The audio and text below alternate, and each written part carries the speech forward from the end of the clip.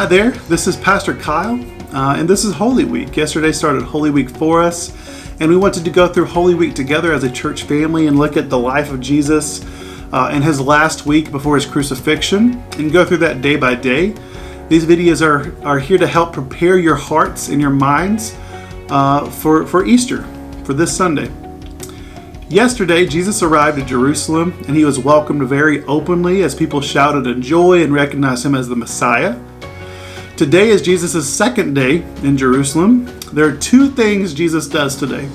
First, he rebukes a fig tree for not bearing fruit.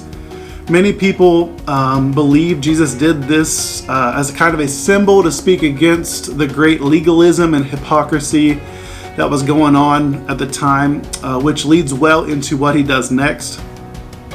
Next, we see that Jesus drives out people selling and buying in the temple. You can find Jesus' second day in Jerusalem at Matthew 21, 12 through 13, Mark 11, 15 through 19, Luke 19, 29 through 44, and John 12, 12 through 19. So I encourage you to read by yourself and with your family today. John tells us that Jesus went so far as to use a whip to clear the temple. Why is it that Jesus would do this, and what lesson is he teaching these people, and what lesson is he teaching us through this as well? There are two phrases that Jesus cites in the other three Gospels from the Old Testament. Jesus reminds them the purpose of the temple was for prayer and worship by citing Isaiah 56:7, and then Jesus called them a den of thieves. When he does this, he's citing Jeremiah 7:11. In Jeremiah's time, the people were going through the motions of religious actions, but it was very obvious that their hearts and their behavior were corrupt. The temple had become a reason for doing sinful acts. Since the people knew that they were going to be forgiven, why not do these things? As long as we're doing them in the temple, we can be forgiven. That's the house of God, right? After all, that's what we come here for. And Jeremiah told the people, he told them, you rely on the merit of the temple in order to do these things, these sinful acts, until you reach the point that you say that the temple not only offers forgiveness for these acts, but also in order that you do all of these sinful acts in the future. You will do this until you even claim that through the temple you will permit yourselves to do any sin you want to do. You'll be able to justify it in any sin that you want. The temple was, in general, not an excuse for sin, but relying on the temple's guarantee of forgiveness. And that thought contributed to the people becoming more habitual in their sinful acts. This is why Jesus was so upset. He was reminding these people of the reason that the temple existed in the first place, for genuine worship and prayer.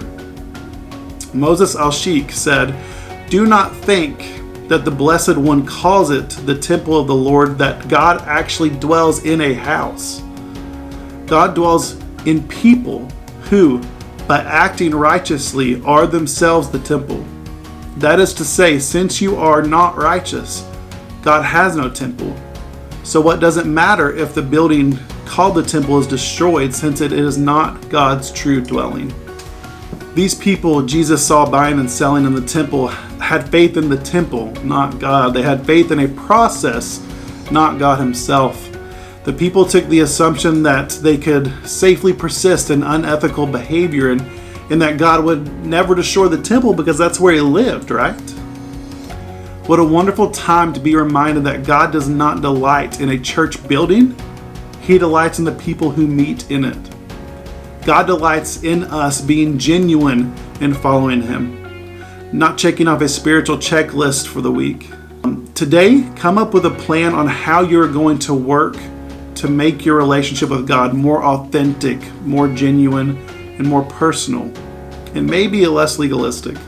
What does that look like for you, and what does that look like for your home to have that authenticity and a genuine desire to follow Jesus in your home? Take 10 minutes to sit down, read what Jesus did on day 2, and focus on what Jesus did on that day and why. Have a coin or something that represents money that can be sitting somewhere in your home to remind you of what Jesus did on this day of this week. If you have kids, pass the coin around.